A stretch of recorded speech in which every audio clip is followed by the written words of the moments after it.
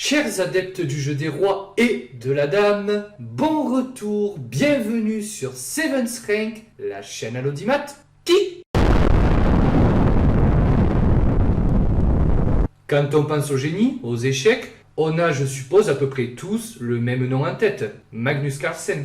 Pourtant, vous vous en doutez, aux échecs, jeu cérébral et sport intellectuel par excellence, on compte de nombreux surdoués, voire génies phénoménaux, ou phénomènes géniaux comme vous voulez, et le plus ancien et connu et populaire d'entre eux reste sans nul doute Paul Morphy, un des joueurs qui m'a le plus marqué dans mon enfance et aujourd'hui encore. Alors, Paul Morphy, joueur états-unien né un 22 juin 1837 à la Nouvelle-Orléans où il mourut d'ailleurs un 11 juillet 1884, grandit dans une famille bourgeoise, son père était juge de la Cour suprême de Louisiane. Et c'est dans cette famille lettrée, mélomane, échéquiste, que grandit le petit Paul, qui à l'âge de 10 ans déjà, aurait montré à son père médusé, qui ne lui avait pas encore appris les règles du jeu, la solution dans une position ajournée entre lui, son père, et son oncle Ernst. Son père en reste à quoi couper. Et ainsi commença l'ascension fantastique du prodige qui battit le fort maître hongrois Johann Löwenthal en match 2 ans plus tard, à seulement 12 ans.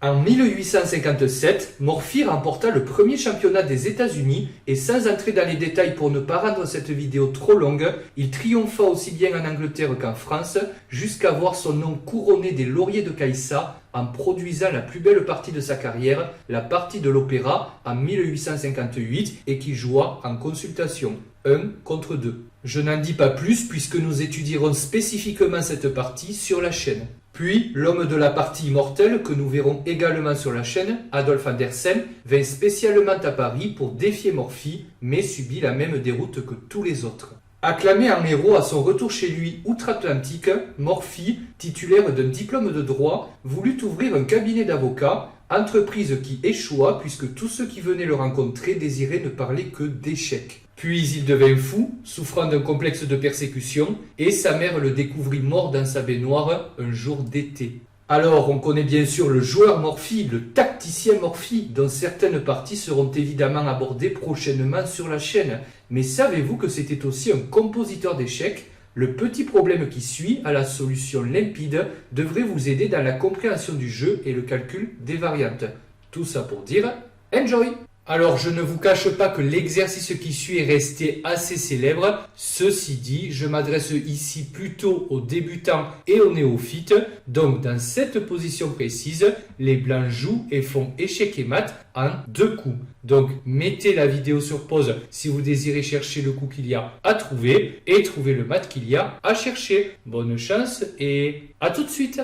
Alors, avez-vous trouvé la solution, aussi limpide que les combinaisons de Morphy durant ses propres parties d'échecs, c'est tour à 6. Tour à 6 constitue ce qu'on appelle la clé. Alors, la clé du puzzle, la clé de l'étude, la clé de l'énigme, vous appelez ça comme vous voulez. Toujours est-il que tour à 6 constitue la clé. Et une clé dans les problèmes d'échecs, qu'est-ce que c'est ? C'est ce qui vous permet de faire la bascule et de comprendre ce que la position exige et donc de trouver la solution. Je précise que tour à 6 est le seul coup qui gagne dans cette position, vous pouvez vérifier par vous-même. Et la clé de cette étude, qu'est-ce que c'est ? C'est le Zugzwang. Pour rappel, le Zugzwang, alors on l'a déjà vu dans des vidéos antérieures, qu'est-ce que c'est ? C'est une situation dans laquelle le joueur au trait, donc le joueur dont c'est le tour de jouer, n'a que des coups mauvais à sa disposition, c'est-à-dire des coups qui vont dégrader fatalement sa position. L'idée de tour à 6, c'est de bloquer le pion A7 des noirs, après quoi seul le pion B7 et le fou B8 peuvent jouer. Donc si le pion capture la tour, après tout, c'est le plus logique. Alors on va avancer le pion qui maintenant n'est plus bloqué, donc on va jouer B7, échec et mat. Et si c'est le fou qu'on bouge, je sais pas moi, en H2 par exemple, maintenant on peut prendre le pion A7 et vous le voyez, c'est échec et mat, puisque le fou ne contrôle plus la case A7. Et c'est déjà fini, mais je ne pouvais manquer de vous montrer ce joli petit puzzle du grand Paul Morphy, dont c'est l'anniversaire aujourd'hui. Happy birthday Paul!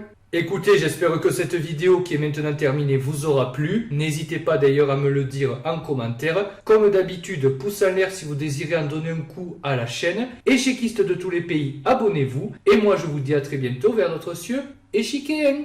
Bye!